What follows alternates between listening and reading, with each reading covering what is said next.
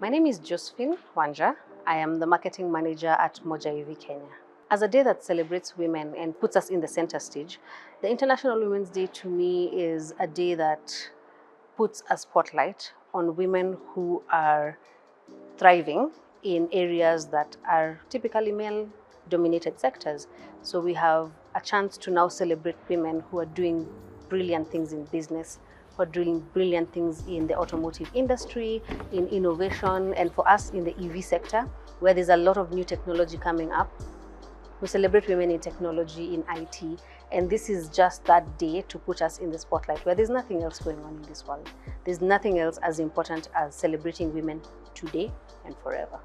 A lot of people do not expect as many women to be in the automotive industry, mainly because it's been male-dominated for a very long time. So you get into a scenario where someone comes into the showroom and they are asking for the marketing manager. And sometimes the expectation is that, some huge guy will come and, have good conversations and strike deals. And then little small me shows up with a smile on my face. And they're like, "You're the marketing manager?" I'm like, "You sure it's not your boss?" I'm like, "No, it's just me."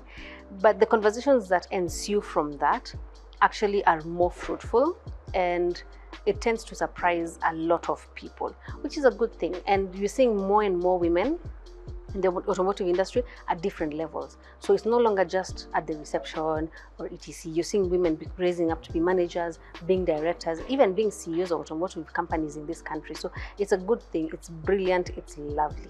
And I've gotten asked this question even when we're out in the field, where the expectation is that a man should be telling me about vehicles, not a woman. And there are people who can actually just say, just call me someone else. And then when it gets to your level, then we'll have that conversation. But for now, no. So it is there. There's still that bias. I'm glad that it's not as rampant as probably it was 10, 15 years ago. And I also want to celebrate the women who were the first ones in the automotive industry, because thanks to them, now we can stand tall and say that we are the change makers in this industry.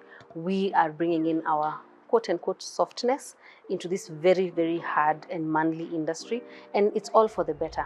We even have more women drivers. We have more women actually even pushing their men to buy new vehicles, which is a good thing, and especially for the EV industry, which is very new, still growing.